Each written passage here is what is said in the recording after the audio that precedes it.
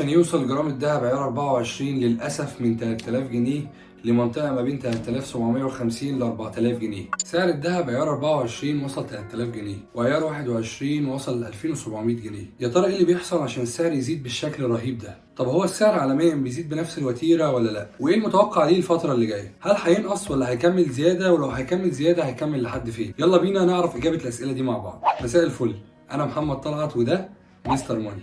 اللي متابعنا من سنه تقريبا هيلاقي ان احنا بنعمل فيديوهات للذهب بشكل مستمر من سنه تقريبا، من ساعه ما الدولار كان ب 18 جنيه ووقيه الذهب كانت ب 1680 دولار. وعملنا بعد اول فيديو 4 فيديوهات كمان لمتابعه سعر الذهب على مدار السنه من شهر 5 اللي فات لحد دلوقتي، وفي كل مره الحمد لله توفقنا في تحليل اتجاه السعر صح، وكمان كنا بنقرب جدا للرقم اللي ممكن يوصل له السعر في خلال 3 شهور من الفيديو دايما. وتقدر ترجع تبص على كل فيديو بتاريخه وتقارن الاسعار بعدها وصلت لفين. والحقيقه اني في كل مره ما كنتش بنجم من عندي، انا كنت باخد بالاسباب الاقتصاديه عالميا وبحلل السعر تحليل فني وبطلع بنتيجه، وبعدها بنتوكل على الله ونقول للناس تاخد قرار في اي اتجاه. مش هطول عليكم اكتر من كده، واتمنى تركز في كل كلمه بقولها لان دي مدخراتك وشقه عمرك، والوقت اللي صرفته من صحتك ومجهودك عشان تجمع المدخرات دي واللي ممكن تكون مش عارف تأمنها ازاي دلوقتي. بالنسبة للتحليل الاقتصادي للذهب ففي كل مرة كنت بقول ان السنة دي استثنائية للذهب، وهتفضل الحقيقة استثنائية لحد الآخر. وبالنسبة لمصر فتقدر تضرب الكلام اللي انا بقوله ده في 2، لأن سعر الدولار في السوق الموازية في زيادة مستمرة، والتجار لو السعر زاد جنيه في السوق السوداء فهم بيأمنوا نفسهم ويزودوه 2 جنيه. والطمع أساس البشر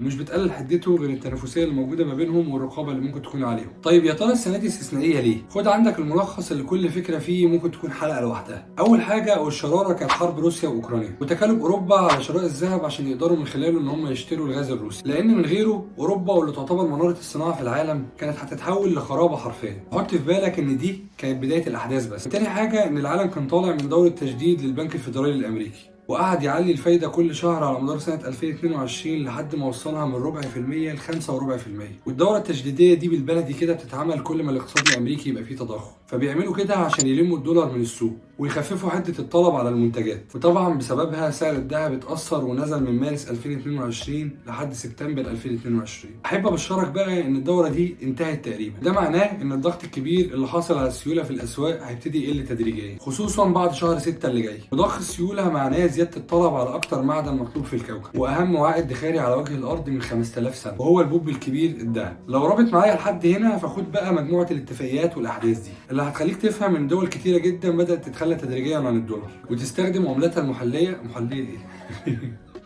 وتستخدم عملاتها المحليه في التبادل التجاري. التخلي ده محتاج من الدول دي ان هي تجمع كميات كبيره من الذهب في احتياطيات البنوك المركزيه بتاعتها عشان يكون غطاء نقدي لعملاتهم المحليه ويديها قوه وسط سله العملات العالميه. ده برضو قلناه في الفيديوهات السابقه. شوف بقى معايا مين اشترى ذهب قد ايه في خلال السنتين اللي فاتوا. اول دوله وهي الصين، والصين اشترت حوالي 177 طن ذهب لحد دلوقتي وترفع احتياطي الذهب عندها بنسبه 5% تقريبا. تاني دوله وهي ايران اللي اشترت حوالي 89 طن من الذهب. ثالث دولة وهي روسيا اللي اشترت حوالي 41 طن من الذهب لحد دلوقتي. رابع دولة وهي تركيا اللي اشترت حوالي 35 طن ذهب. خامس دولة وهي الهند اللي اشترت حوالي 35 طن ذهب من سنة 2021 لحد دلوقتي. طيب خلصنا النقطة دي، طب خد عندك بقى كمية الاتفاقات والتحركات اللي بتوضح لك الوتيرة المتسارعة للتخلي عن الدولار باعتباره مجرد ورقة نقدية غير مدعومة بأي أصول حقيقية. روسيا خفضت الدولار في احتياطاتها الأجنبية من 45% ل 20% بس، واستبدلت الاحتياطي ده باليورو واليوان، وكمان وقعت اتفاقيات لبيع الغاز باليورو مع ألمانيا وإيطاليا. أما الصين بقى فأطلقت سوق النفط باليوان في شنغهاي وخفضت نسبة الدولار في الاحتياطي بتاعها من 70% ل 58%، وبدأت فعليا تشتري النفط الروسي والإيراني باليوان.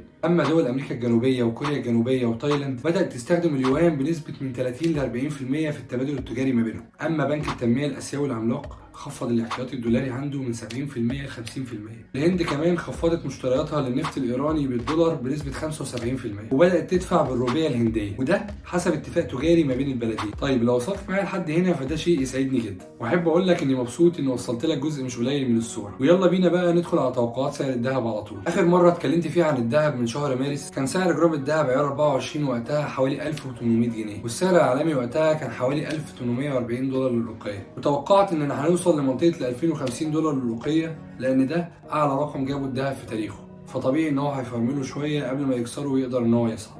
وتوقعنا كمان ان سعر دولار الذهب هيوصل من 38 ل 40 جنيه، والحمد لله توقعاتنا كانت مظبوطه بدرجه كبيره جدا. لكن ما تخيلتش ابدا ان في خلال شهرين بس ان تجار الذهب هيتعاملوا مع دولار الذهب ب 46 او 47 جنيه كمان. حاله من الفوضى والجشع والاستغلاليه غير طبيعيه. التجار فعليا عاملين فرق تحوط حوالي 30% زياده عن سعر الدولار في السوق الموازي، وهو 37 جنيه تقريبا، واللي هو اصلا اعلى من السعر الرسمي بحوالي 6 جنيه كاملين، يعني حوالي 20% زياده عن سعر البنك الرسمي. عشان كده انا هحط توقعات ارقام بناء على الصوره الحاليه والاستغلال الحالي اللي حاصل في السوق، لان السوق ده للاسف هو السوق اللي احنا مضطرين نتعامل معاه لو حبينا نشتري دهب، الا لو هتقدر تشتري دهب من اي مكان من بره. سعر اوقيه الذهب العالمي متوقع ان هو يكسر 2050 دولار الاوقيه في النص الثاني من سنه 2023، وساعتها لو قدر يكسر المنطقه دي فهيطلع لمنطقه ال 2150 دولار الاوقيه ثم 2350 دولار الاوقيه، وانا هحسبها على سعر 2350 دولار الاوقيه، وده هيكون في النص التاني من سنة 2023 بإذن الله، وده معناه زيادة في سعر الذهب العالمي من 15 ل 18%. طيب بالنسبة لسعر الدولار في مصر فده كان محير جدا بالنسبة لي، وعشان أبقى واقعي فأنا هتخيل إنه في النص التاني من 2023 إن سعر دولار الذهب هيوصل في منطقة ما بين 50 ل 53 جنيه للدولار، وده معناه زيادة 12% في سعر دولار الذهب قصاد الجنيه. وهنا أنا أقصد زيادة 12% من سعر دولار الذهب الحالي وهو 47 جنيه لحد السعر اللي توقعناه وهو 53 جنيه. الارقام صادمه جدا، بس انا بتكلم عن الواقع، وده معناه زياده اجماليه في سعر الذهب من 25 ل 30% قصاد الجنيه، عشان يوصل جرام الذهب عيار 24 للاسف من 3000 جنيه لمنطقه ما بين 3750 ل 4000 جنيه، وتقدر تطبق نسبة الزيادة من 25 ل 30% على أي عيار ممكن. مش قادر أقول غير ربنا يكون في عون الناس. ودايما قبل ما تجيب الدهب حاول تدرس اختياراتك، هل عندك حاجة تقدر تجيب لك العائد ده في خلال 6 شهور؟ فتوكل على الله وتحرك فيها. لكن لو ما عندكش وعايز تأمن مدخراتك وفلوسك فأفضل حل ليك هيفضل برضو الدهب، ويا حبذا لو انت عرفت تشتريه من بره، وربنا يكون في عون الناس. لو عجبك الفيديو اتمنى تدعمني بمتابعه ولايك وشير، لاني تعبت جدا في تحضير المحتوى ده عشان اقدر اوصل لك معلومه بجد تفيدك في قراراتك الماليه. وشكرا ليكم، سلام.